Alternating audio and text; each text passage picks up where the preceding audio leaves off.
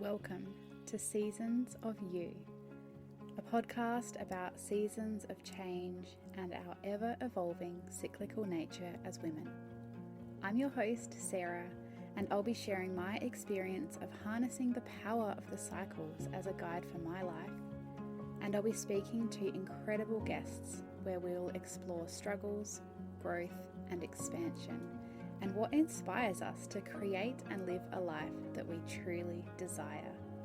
Get cozy and honour this moment for yourself as we dive in to the seasons of you. I acknowledge the traditional custodians of the lands on which I live and travel. I give thanks to the Indigenous Australians who have an enduring and deep relationship to the land, skies, and waters of this country. I recognise that sovereignty was never ceded, and I pay my respects to elders past, present, and emerging. I also give thanks to my maternal lineage, to all the women who came before me, and to all those who came before you. Welcome to the newest guest episode of Seasons of You. I am joined by the amazing Leticia, who I will talk about in just a moment. I do have to start off with an apology. The audio for this episode is not fantastic. It does sound a bit glitchy in some areas, and there were sections that I did have to cut out because it was too glitchy to understand. So I really apologize for that, hand on heart. But I did decide to honor our time and to not try and re-record this conversation and just surrender to the fact that we are two real life humans. And the vibe of this podcast is that I don't edit things to within an inch of its life. These are authentic conversations that happen in real time, and perhaps this episode is everyone's reminder that chasing perfection should not get in the way of sharing our passions and speaking our truth. So maybe the message for today is don't let perfectionism get in the way of living your life. We had all sorts of technical issues on the day that we recorded this. It really felt like Mercury retrograde was definitely in play, and perhaps even some cheeky fae causing chaos. And if I'm being really honest, I felt really disappointed and downhearted after recording this, which is the opposite of how I normally feel when I jump off a recording for the podcast. And the irony was not lost on me that the intention that we set behind this episode was about finding calm no matter the circumstances. So I really had to sit with that. And I'm also really grateful that I was able to immediately implement some of what Leticia shared in this episode. So I cannot wait for you to soak up all the wisdom that is here. So Leticia is a single mum of two and a clinical hypnotherapist in the Adelaide Hills. She teaches hypnotherapy and embodied mind work for women so that you can come home to yourself. We met about 18 months ago when we both joined the same homeschooling group, and I feel like we connected immediately. There was definitely a common sense of shared interests and aligned values, and I'm really grateful to have Leticia in my life. This is another conversation of two projectors having a really deep conversation, and there is a lot of gold in here, and I'm really excited for you to be able to dive into it and get yourself some really practical tips as well that I am confident that you will be able to use today. So enjoy this episode. Again, apologies for any dodgy sounding audio, but there's still so much greatness in here. And my deepest gratitude to you, Leticia, for sitting down and having this conversation with me. I am so grateful for your energy and for your wisdom. Hi, Leticia. Thank you so much for joining me on Seasons of You. Thanks for having me. I'm excited to do this. It's been a long time talking about it. We finally made it here. So for those listeners who are new to your world before listening to this, could you just quickly share a little bit about you, what life looks like for you right now, so people can get a little picture painted for them? Yeah, so life at the moment has been working with my one-on-one clients because I do hypnotherapy. So that's been fun being out in the field and working with a various degree of people. I'm working all the way from teenage girls from about 13 years old up to mums and all of the chaos that comes with motherhood. So that's been really good. And then other than that, it's really just hands-on life, juggling two kids of my own, renovating the house. The kids are in school now, which is nice. It used to be homeschooling, so it used to be even busier. And that's pretty well my life in a nutshell. And doing these podcast recordings and spreading the word about using your imagination to sink in and create new storylines for you to venture down. I love that. I love that thought of like using your imagination because it so feels so playful. Yeah, I think it's something that we lose along the way. When we're a kid, we can get lost in this play, in this imaginative world. And then as we get older, we kind of drift away from it. And my goal is to bring people back to it because I honestly feel like it's the most powerful aspect that we've been given as humans. So why not? That is so cool. I love that. So you are I hope I get this right, clinical hypnotherapist? Yeah, clinical hypnotherapist. So when it comes to hypnotherapy, anyone can call themselves a hypnotist. So be really mindful. Mm, Anyone can call themselves a hypnotist, and it means that they just slapped a label on themselves. But to be a clinical hypnotherapist, it means that we've actually got the rigmarole of studying and getting certified and working with trauma. Um, so yeah, that's a really interesting, that's a whole nother topic though, a whole different yeah. section to talk about. Yeah, clinical hypnotherapy is my thing. Beautiful. And what drew you into this work? Like, how did you first come across it and why did you choose to pursue it? I have always had a bit of a whimsical creative, and I think somewhere subconsciously deep inside of me, I brought myself back to that. I stepped away from working with the mind through visualizations, through going into your mind room and doing what you need to do because of those early experiences. But I didn't realize that it was hypnotherapy until I came full circle. I was like, oh, that's why I do things like that. I used to do this as a kid. Yeah, so I think that's how I really got into it. And then it's been a blessing ever since to be able to use it not just with myself but with my kids. Mm, I think that's the most fun part is it's so accessible and it's something that anyone can use at any age. Like it's really is. I feel like it's a primal thing that we just disconnect from a little bit in the busyness of the everyday world. So that's how I got into it at least. I love that. And you're so right. Like, so many of these things are practices that we can access, but when life is so busy, like we just, whether we don't know how to, we've never been exposed to it, or we just get caught up in the busyness of life. So I think that it's really nice to have that reminder. Yeah. Mm. So I feel like we are moving towards things more like somatics and a different way of being supported in healing and transformation. Can you tell us your thoughts on what integrated healing is and why people are moving away from just talk therapy, which I feel like has been kind of the mainstream thing for quite a while now? Yeah. So with talk therapy itself, it's you go there, at least this has been my experience and the people that I've been speaking with. You go there and you sit there and you talk for about an hour. And if you're lucky, you're going to have a talk therapist that might poke and prod you a little bit and get you to self question and bring a little bit more self awareness.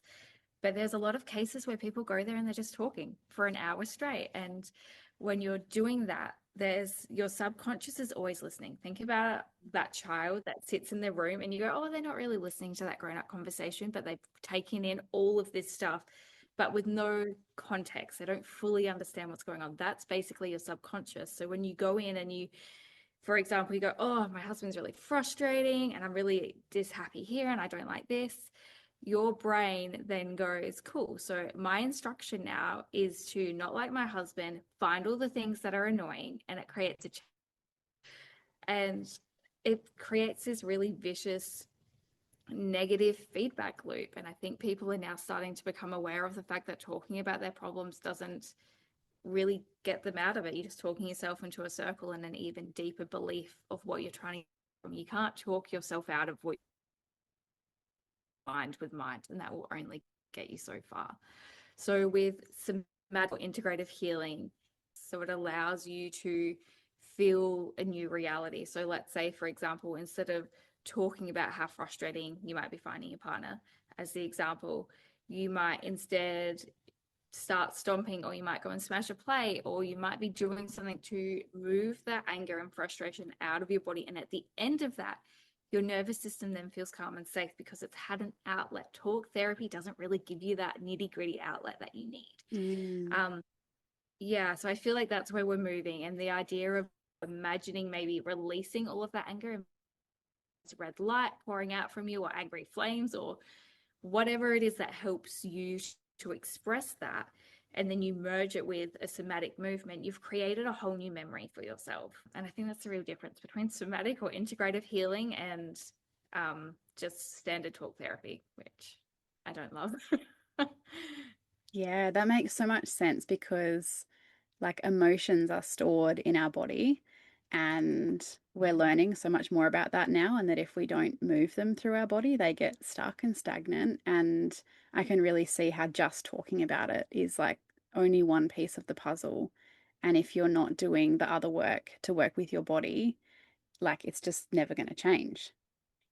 Yeah, so there's this really interesting story. I read it ages ago when I was giving birth to my own kids, because I wanted to know everything that I could about birth before I ventured down that journey as a new mum. And one of the things that I read, and I can't remember which, but this woman had had a rather traumatic birth experience, and she went to go see a somatic therapist. And then the somatic therapist asked or told her to push against her, because when she was in the labor room, all she wanted to do was get the people, like the doctors, away from her Mm. and be in her own little cocoon. And she was then stuck in that trauma response, or that lived belief that, birth is awful, you don't have any control over it.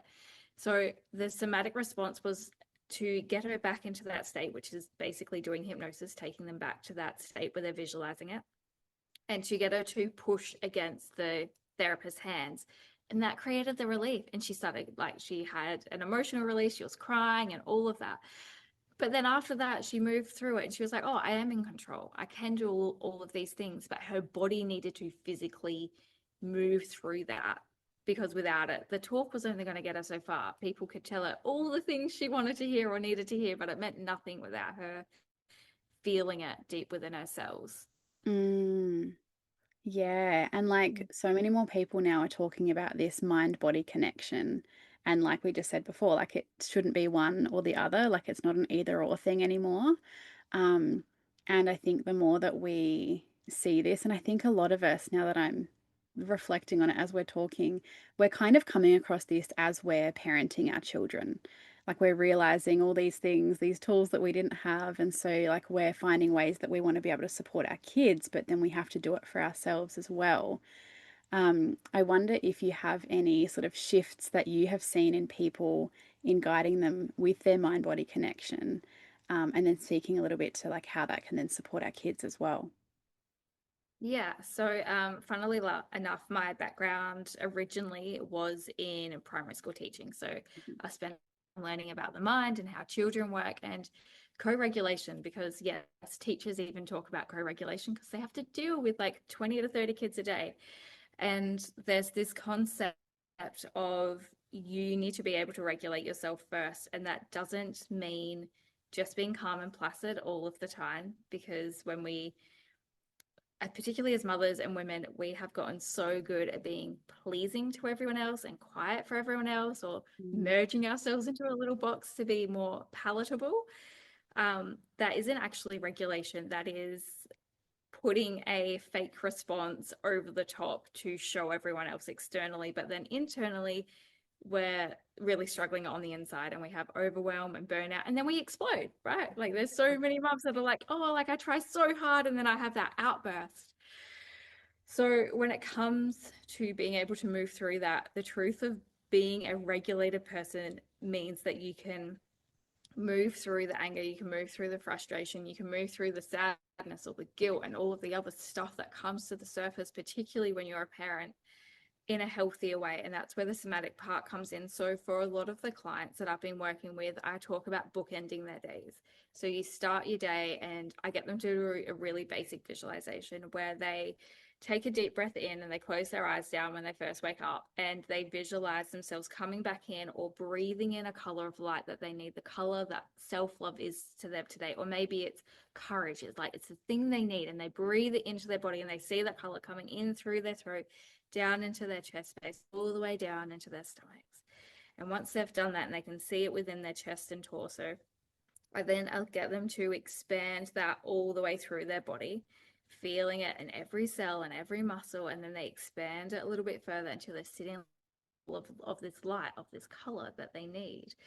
And this might take them a whole of 3 minutes. Like it's a Mm. very short thing, but then that gives them a sensory experience to carry and start their day. And they go throughout their day and they can remind themselves, wait, come back to that breath and see that color. And then they've got an anchor point. That really helps. And then end of the day, I tend to get them to do a visualization of standing in the shower and washing away anything that no longer belongs. And again, 2-3 minutes. So that might not necessarily help you with the anger or the sadness or the guilt that comes throughout the day, but it gives you an anchor point. So when you're having that angry moment with your kid, and because he forgot his shoes, like mine did the other day, we drove all the way to school. We lived 15-20 minutes away, and I had reminded him multiple times. I opened the door, and oh, he's got no shoes on. The inside of me in the past would have been like, oh my gosh, I told you to put your shoes on at XYZ point. Why haven't you done it? And instead, there was this part of me, and I could almost feel myself sink back because I've practiced it so many times by bookending my days, came back into myself with that short little breath. And I was like, okay, I'll carry you into class and I'll drop you off some shoes later. I was super calm about it. So this idea of regulation, I feel like, is really coming back to yourself. And then when you do that, you're little, like I could see him waiting for me to have a big response, to have this moment, almost like, oh, how's mom going to handle this? Like he's waiting for the grown up. And because I regulated myself, he instantly relaxed. His shoulders dropped. Like you could see his eyes, like his whole system just went calm. And I was like, oh, there it is. There's the thing that I've been trying to nail for so many years. And I really feel like it starts with you practicing coming back to yourself in moments where you're not dysregulated. So when you are Mm. dysregulated, you remember what it feels like. So bookend your days, and it makes, like, you've already got a practice. You made 2 anchor points, which is way better than having none and doing parenting on the fly, because that is incredibly, incredibly hard. Yeah, I hope that answered the question. Yes, 100%. And I feel like it's so important, like a few things that I just want to like highlight there. For one, regulation is not being calm and grounded all the time. Regulation is feeling the ups and downs and then coming back to homeostasis. So like let's stop putting all this pressure on ourselves to be the calm mum 24/7 because we are human beings having a human experience. That's not actually realistic. So highlighting that. And then the other piece is also that we can build this regulation in the moments where we have the space to find that regulation so that our body and nervous system knows what it feels like. So that when we do have these moments of dysregulation, we can be reminded, okay, this is my practice and I know how to do this. And therefore, we can move through those moments a little bit easier. And I think that is such an important thing, especially for mums, because we all know how busy we are. We know how chaotic kids can be. And again, taking that pressure off ourselves that like we have to be on top of these things all the time. But actually, if we just have a simple practice, like 3 minutes either side of the day, like that is so powerful. Yeah, it makes a really huge shift. So a lot of the mums that I'm working with, they've got multiple kids and they don't have time in their day. Like they tend to wake up to a screaming baby. But even in that, let's say they're sitting there spoon feeding their toddler while the other ones eat breakfast, they can still do that visualization within their mind. Like you don't have to be in a calm, quiet space, but it's this idea of you take that little snippet to ground and anchor yourself first, feel what it's like to be in your body, feel what it's like to feel good and peaceful and calm, so that, yeah, in a moment of chaos. And you know what? Practicing it in the morning when you're feeding your kids or giving them breakfast, that's real life training, because if you can do it there, you can definitely then do it when there's other things happening around. Um, I feel like this idea, to dive into it a little bit more, of doing meditation as a solo thing is somewhat similar to also doing something like talk therapy. Like it's very boxed, it's very individualized. So learning how to do like really small things like regulation activities throughout the day in the midst of your day. So for me, it's when I'm driving to school. I practice my visualization and my breathing then, and my anchor and color and the flight and all of that stuff. I do it driving to school while the kids are chatting in the back, because I don't have the time. Like I wake up and I'm usually running because I slept in or something, right? Organized person. So I need to find a time, and mine is driving in the car or sitting on the toilet, right? It's another space where you might get 30 seconds or a minute. It really, really does make a difference. And from all of my clients that I've had, they've come back 4 or 6 weeks later and been like, oh, wow, I've really stopped reacting how I used to with the kids. I no longer yell as much. I'm finding my center quicker. And if I lost it, I can come back quicker. I'm like, that's a win. Like that's growth. And yeah, small incremental steps, I think, to get to this level of feeling calmer within ourselves. Mm. And so powerful for us to know that these anchor points and these practices don't have to mean that we've got to then create space or find space or add more things to our to-do list, like anchoring it to something that we're already doing, like being in the car, like being on the toilet, like having a shower, like we're doing those things every day. So then bringing these practices into that and just shifting the intention within it is so powerful. And then when we are doing it alongside our children, this is something I've talked about for years around self-care as well. Like doing it alongside your children then models to them and shows them how to do it. So you're not kind of having to teach them all the time. They're just watching you do it. And so if we're doing it in isolation, they never get to see that. If we're doing it alongside them, they'll just, as we know, they're sponges. They're watching exactly what we're doing and then they're picking up those skills without us really even having to teach them. Yeah, that's huge. And I feel like I learned that mainly when I was homeschooling, because is this idea that doing it in isolation, and it also was another thing to do. But like cook the meals, clean the house, like make sure everyone's okay. We don't have time to go take a 10-minute meditation. Are you kidding me? Mm-hmm. Um, so yeah, doing it in the moments is really important. The other day, there was another moment, and maybe this will be helpful for someone, but I always listen to a podcast when I'm cooking, but I am very sensory. So like when there's too much noise at me, I just, oh, it makes my inside nervous system crawl, right? And I had just put on the podcast. The kids were out of the kitchen and I was about to start dinner. Next minute, my daughter's having a meltdown and my son starts asking me for something, and the podcast is on, and I can hear the pan cooking, and the internal side of me, I was like, oh my gosh, I could feel it coming on, which was good, right? Like I noticed it before, there was awareness. And I put my hands over my ears and I just closed down my eyes and I went back to my breath. And this was the first time I had responded like this. By the time I took my hands away from my head and opened my eyes and I closed them, I don't know, for 10, 20 seconds, my son had paused the YouTube and they were both standing there quietly. And Mm. I was like, oh, wow. So how I responded back to myself, like they noticed that. They physically saw, wow, mum's having a minute. She's trying to calm herself so she doesn't explode.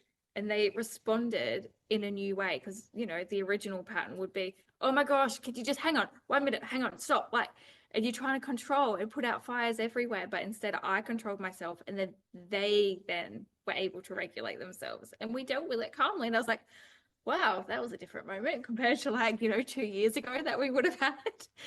Um, yeah, so maybe that will be helpful. But that breath, like we need it. And it's not like take a deep breath. Like, no, like I needed to come back inside of myself and be in myself before I responded. Like that's probably the bigger takeaway than take a deep breath.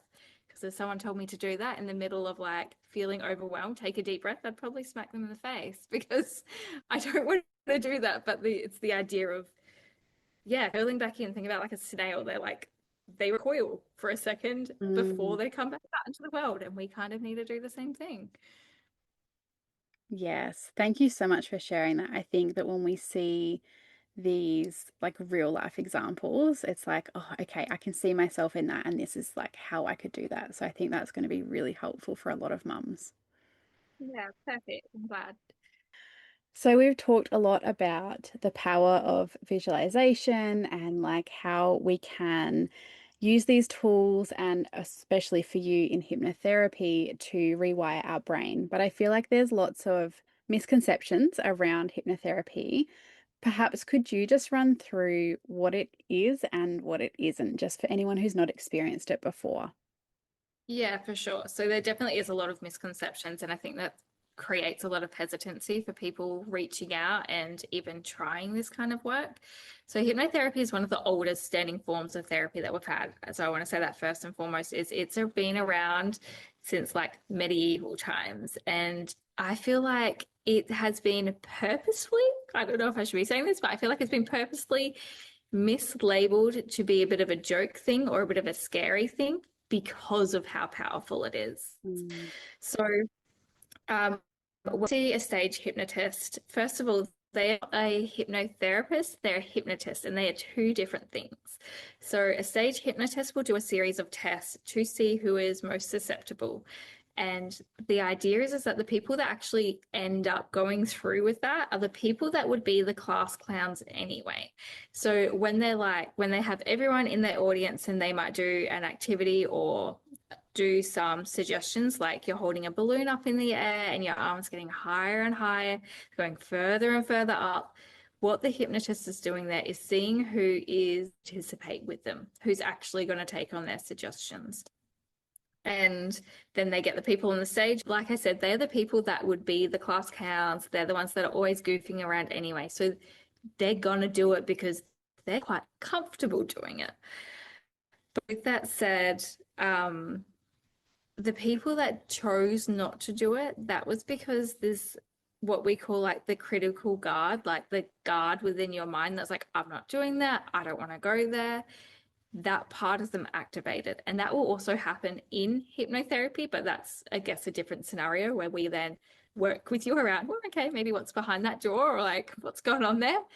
But it I guess it demonstrates the fact that you as the person are always in control. So the hypnotist or the hypnotherapist can't make you do anything that you don't want to do. We can't make you dance like a chicken unless you would dance like a chicken anyway because you're that kind of person. So I think a lot of the misconception is the fact around the fact that people feel like they're going to be controlled and that they won't be in control themselves and that they might go places as well that they don't want to go. So the other day I was working with one of my clients and we were doing a session and she woke herself up from it. And it was because she went into this room and it was really dark and cold and she didn't like the feeling and sensation. So she woke herself up from it. And I talked to her about it for a little bit and she decided to go back in, but we went on a totally different journey. But that again demonstrates this idea that you will go as far as you feel comfortable with, and then you still have a safety mechanism in you to be like, I'm not going any further. mm, And that's what we want. So you're not ever not in control, I guess. The hypnotherapists, we are just really good at giving suggestions and really good at talking in metaphors. So story language, which is what we've done for a very, very long time, because that's what our brain loves and that's how we remember things is through stories and analogies. I love that. And I think just that reminder that it's not about someone else controlling the experience. They are holding you and guiding you, but it's all about actually coming back to yourself and the journey that you need to take. And you're not going to go anywhere that you are not ready for. Yeah, that's right. And there's also like a lot of this idea of, well, what if I have a busy brain? What if I, end up drifting off because they've done a meditation and they start it and next minute they're like off in la la land. And then they go, oh my gosh, I'm not even listening to the meditation. So people get worried that if they come and do hypnosis or hypnotherapy, that will happen and it will be a waste of a session. I actually love those clients. They're my favorite because when they do that, my thing is to be like, okay, so what's happening for you now? And they might be totally somewhere different. And it's happened to me before where I think they're somewhere and then I ask them that question and they're off in la la land. But I love it because their brain has gone exactly where they need to go. So it means that you are going to have a more deeply personalized session. And it means that you are already in control. Like your brain is actively like, I want to go and work on this. So we're going to go la la la la la and go over to this space. Um, so don't be afraid if you feel like you've got a busy brain or that you get distracted. I actually find that the reverse is true in hypnotherapy. I don't know what it is, and I wish I understood, but they cannot meditate. But hypnotherapy or hypnosis, they are completely and utterly like in depth and they love it. It's almost like they finally have the power to be as free to create whatever they want. And then their brain goes wild with all of these creations and stories and they have the most phenomenal sessions. So if you are a busy brain person, I would say hypnotherapy is probably most likely for you in Mm. particular. I Yeah. love that. And I think that's actually really important to know because like this is a thing, we do have busy brains, and I know I often get quite distracted, and then I'm sitting there thinking I should be thinking this, or I should be experiencing this, or what should I be doing, and then I just get like lost in that. And so to know that like that's normal and that it's nothing to fix, it's just something that we're moving through and that we're being held and guided in that experience, I think is really lovely to know. Yeah. So if I was to give you a visual, I want you to imagine that basically you get to go on a journey and I might create part of the journey and then you might create part of the journey, almost like when you're kids, right? And you're both playing back and forth and you both create this whole little world. And I'm just your friend. And if you jump to a different scene, guess what? I'm coming with you because that's my job is to guide you and keep you safe within the realm that you go to. Yeah. I hope that gives a little bit more of an understanding about how hypnotherapy works and particularly what it isn't as well, and that there's not as many limitations around it that people think there might. Yeah, definitely. I think it's really important that we kind of face the misconceptions because there's like lots of things that people believe around this because they've never been exposed to it before. So if we have the opportunity to be able to say, well, actually, you might think it's this, but it's really not that at all. But you also get to have a really big say in what it looks like for you. So before we start wrapping up, do you have anything else that you wanted to share on what we've touched on so far? Yeah, so I feel like a lot of people don't understand just how much control or power that they have over their own internal system and reality. And a lot of the time, I'll meet clients that don't want to even be powerful or they don't want to use like this tool that they have within them because they're scared to even use it.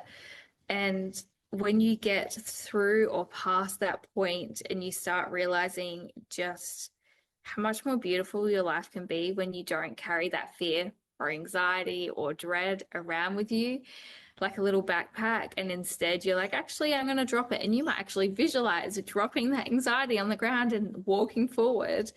Um, that life is more pleasurable and you are calm, and then your kids will get to experience with you and you get to create a whole ripple effect. So, if I was to add on anything else, it's this idea that you have way more power and control over your mind. And I feel like higher up people know this and they if you're not using it they're using it on you, Mm. right? So you want to become more self-aware, you want to become more in control, and a big way to do that is through visualization, imagination, so that you get to where you want to be because you want to be guiding yourself, not being guided by external influences. And maybe that's a little bit left of field, but I think we're moving into an age where it's important for each of us to start being comfortable with how much we can actually control, and starting to really notice that and lean into it more, because we need more people to feel more confident, empowered, peaceful, and grounded within themselves. And one way to do that is through visualization and hypnosis. Thank you for sharing that. I think it's, yeah, really important that we start to bring this more to the forefront because there is such a shift in the collective and the systems are collapsing. And so, like you said, we need more people who are bringing this awareness and being guided by their own inner compass compared to being guided by what everyone else says they should be doing. So, I really love that reminder. Thank you. You're welcome. Mm. So, I love to end my episodes by asking a question. And if we think about, all the things that you've shared today about the beautiful skills that you have that you're now sharing with your clients, applying that lens and thinking about all that you've been through, if you could meet the version of you at the beginning of this journey before you had all of these tools and speak to her as her higher self, what would you tell her? Yeah, so if I could go back to, say, teenage me, because I've lived quite a bit of a journey, I would want to tell her that she's going to be okay through all of this, and just to remember how to hold on to the core light of her. And like, if I could spend, 2 minutes or 30 seconds with her and be like, okay, close your eyes, feel that core, see that light within your chest, and make it a real visceral, tangible thing for my younger self, I think that would have eased a lot of the anxiety and fear that I've lived through over the last few years. So those few years, they felt like I was chewed up and spat out. And there was days where I literally just had to hold on to the core of me, where I would be crunched in a ball, focusing on this light within my chest, just being like, I'm going to be okay. I'm going to be okay. But it took me a little while to learn that. And I feel like if I had that earlier in my life, of reminding myself and learning how to come back home to myself at an earlier age, it probably would have alleviated a lot of the stress and pain, to just know that you can go through chaos, but at the end of the day, you still have you with you. I don't know if that makes any sense, but the world will twist and turn and you'll lose things, but you've still got you. And that's the most powerful part of all. How beautiful. Goosebumps. I think that that is such a gorgeous message. And thank you for sharing that with us. You're so welcome. Mm. So, where can people find you? How can they connect with you? How can they learn from you? And how can they work with you? Yeah, so I'm on Instagram, YouTube. I am on TikTok as well, but I mainly use YouTube and Instagram. And you'll be able to find me through Leticia Tickle. I believe my YouTube is Leticia Tickle coming home to yourself, because that's my biggest message of all. Um, and as far as working with me, I do one-on-one sessions with my clients. Otherwise, I have a come home to yourself toolkit, which basically teaches you how to bookend your day, and it's got some activities in there to help just get the basics underway for you. But really, YouTube, just following along, watching on there, even writing, be like, hey, this is going on in my life. What would you do? So it gives me something to talk to. So I know that I'm reaching somebody else, because that's all I'm really wanting to, is just keep spreading the love and giving you more and more tools and strategies to help cope with this world and life that we live in. Mm-hmm.